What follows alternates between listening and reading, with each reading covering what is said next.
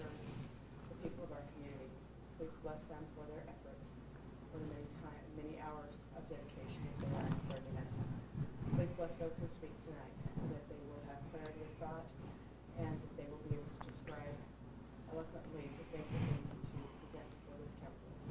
Again, we are so grateful for the many things that God has given us, and we say this in the name of Jesus Christ. Thank you. With that, I'll call the meeting to order and ask that you please rise and join us in the Pledge of Allegiance.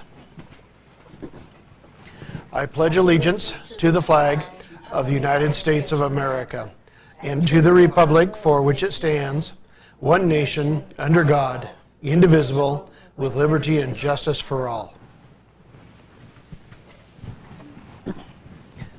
Thank you. Rose, could you call the roll, please? Councilmember Boger. Here. Councilmember Wagner. Councilmember Greenlee. Here. Councilmember Lindsay. Here. Councilmember McDaniel. Here. Councilmember Shoemaker. Here. Councilmember Corsi. Here. Student Representative Bishaw. Here.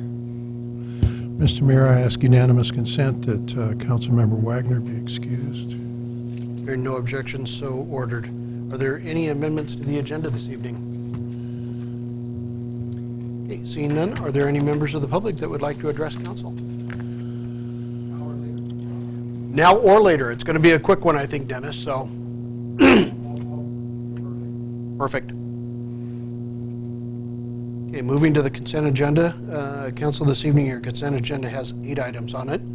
Your workshop minutes of March 28th, 2016. Your council minutes of March 8th, 2016. Your accounts payable checks totaling $1,135,955.51. Your payroll checks totaling $439,053.98. Agenda Bill 23-16, an authorization for the mayor to sign an interlocal agreement with the Washougal School District regarding public improvements and operation at Schmid Field and the transportation facility. Agenda Bill 24-16, an authorization for the mayor to sign a Recreation and Conservation Office Washington Wildlife and Recreation Program application with a resolution and authorization for the Columbia River Trail. Agenda Bill 25-16, an authorization for the mayor to sign a Recreation and Conservation Office application resolution and authorization for the Hamlick Park Bike Park project. And finally, Agenda Bill 26-16, an authorization for the mayor to sign a Recreation and Conservation Office application resolution authorization for the Washougal River Park Acquisition Project, the Schmid Park. Council? Mr. Mayor, I ask unanimous consent that the consent agenda be approved as read. Hearing no objections, so ordered. And that brings us back to the second opportunity for public comments. Second or Last. last? Last. This is the last? This is the last one. Good evening, Dennis. Mr. Mayor, how are you? I'm well. You keep losing weight like you look like you're losing, and you're not going to be able to be Santa without help. I'll be there. Okay. I'd like to- Thank you.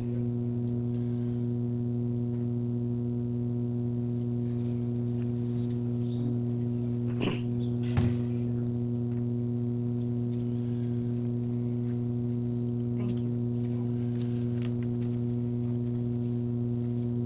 Thank you.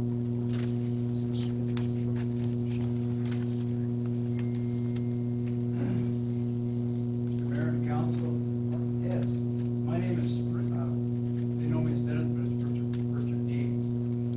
My address is KLA&D. I live on 2818 High Street, Washington.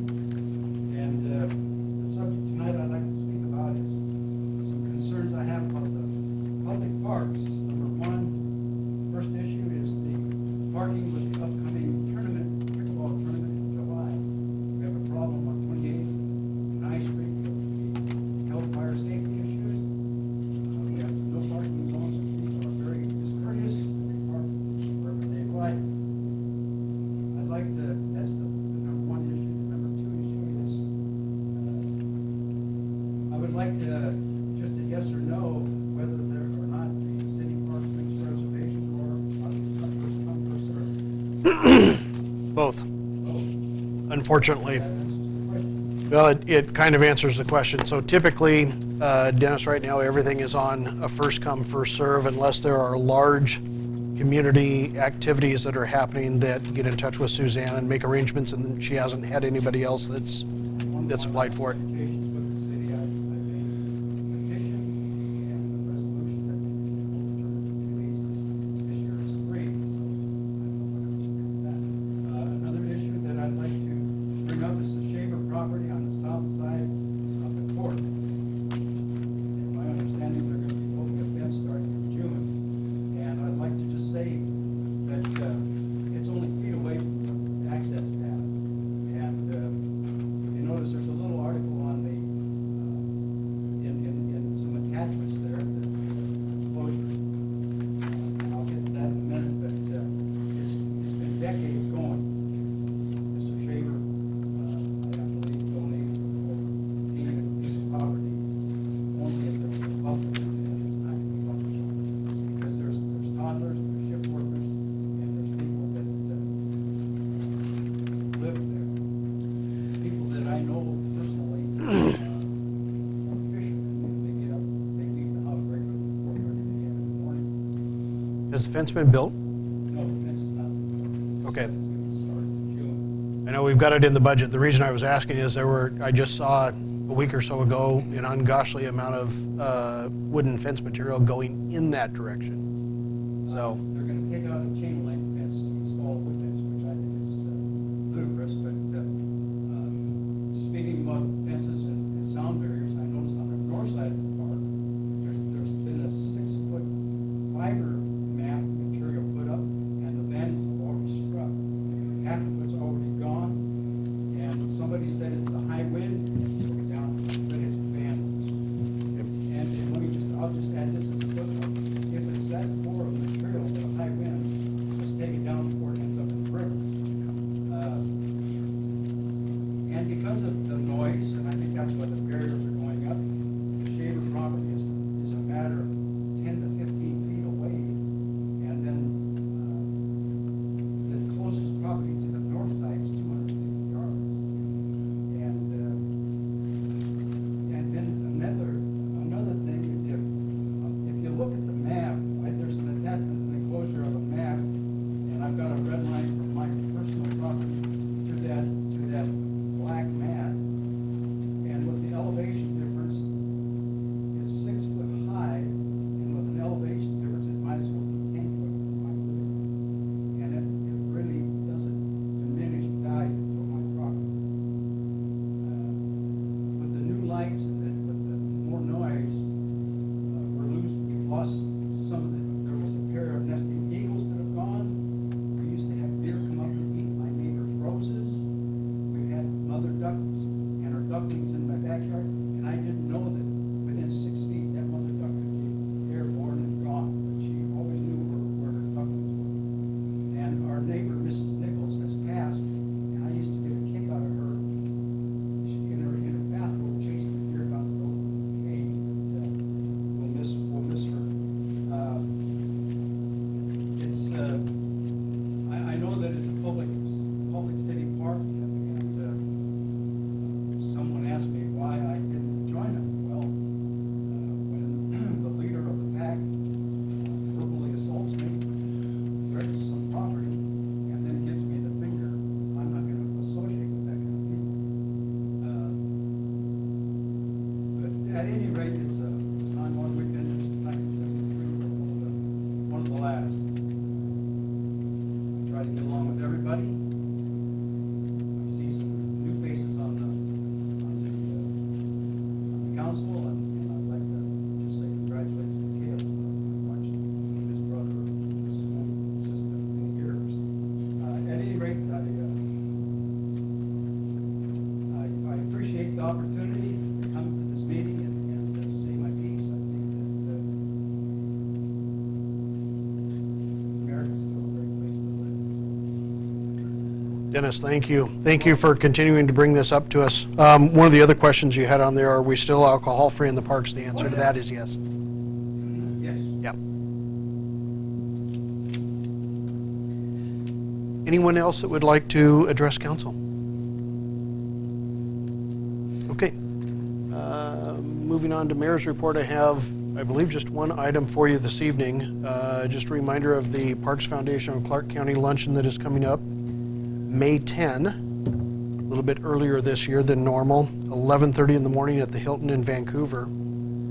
Rose is taking names if you would like to attend. There is a registration deadline for prior to May 1. After that date, the ticket prices go up significantly. They'll still sell them to us, but at a much greater rate. So if you are desiring to go to the Parks Foundation luncheon on May 10th, certainly get in touch with Rose.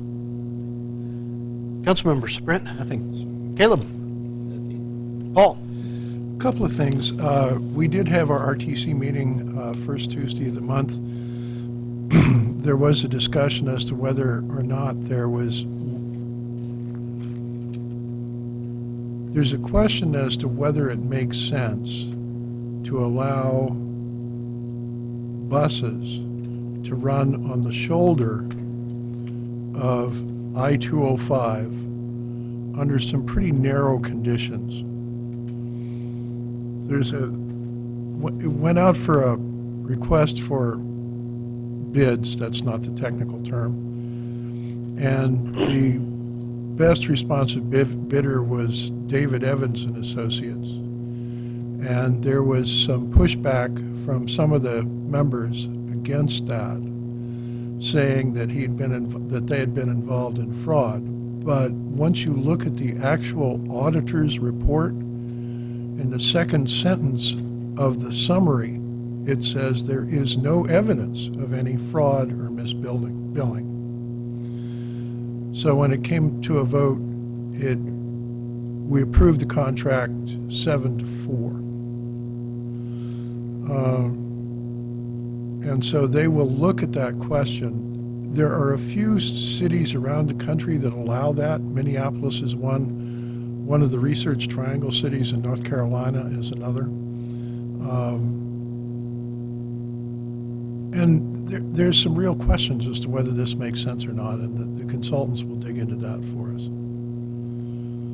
But as some of the C-Tran people said, this is, if it will work for us, it is the quickest and cheapest thing that we can think of to do to improve transit times on C-Tran, especially in the I-5 corridor. And if it works on I-5, then on 205, then you think about the I-5 corridor as well.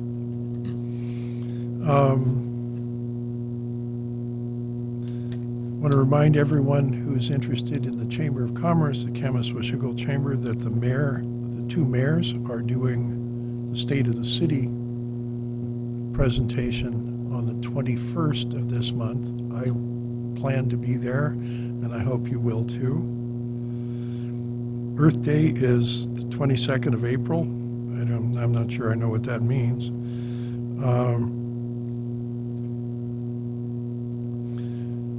Through Unite, we're doing again this year a project which is called Let's Draw the Line. There'll be some run-up to it, but on the 30th of April, young people, mostly high school students, and adult monitors and mentors will go out in groups and visit each of the places in Washougal which are licensed to sell alcohol and or tobacco, and look at how is it marketed, especially how is it marketed. You start with the observation that if the ads are closer to the floor than 3.5 feet, they're probably not targeting adults. But is it in the front window? Are the cigarettes next to the candy? Is the paraphernalia next to the candy? How easy is it to steal? All of those kinds of issues, because it turns out we see that from the Healthy Year Survey, which is done every other year on every high school student, actually half of the high school students in the state, that one of the most common ways that young people get alcohol especially for binge drinking, is shoplifting. And so we want to look at some of that. So the 30th of April, the event will start out at Bethel Community Church, which is kindly offered to provide us space and support. And we'll go out. We did this last year, and it was pretty enlightening. That's it. The only other thing is I will be at Great Wolf Lodge for a community response seminar on substance abuse on the 27th and the 28th of this month. That's it. Thank you. This Thursday, this Thursday, there will be the ad hoc committee. August 13th, the Washougal Arts and Cultural Alliance Fair it's going great guns. We already have 13 very highly qualified artists to exhibit. It's keep aware. It's happening. It's going to be exciting. That's all I have. I don't have anything, thanks. David?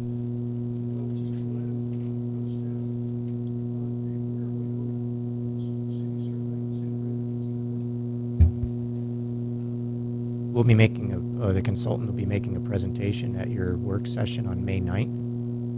The survey's closed on Friday, so now they're compiling and collecting the data.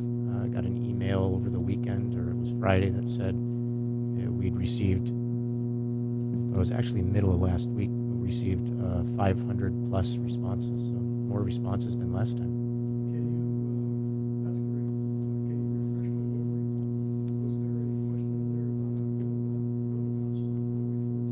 No.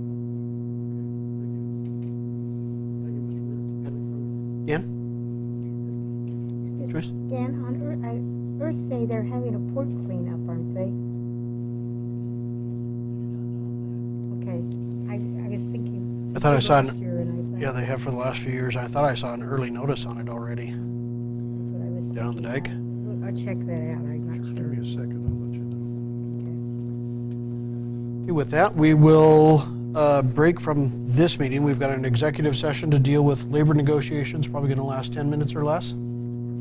Or less, with no action to follow, followed by adjournment.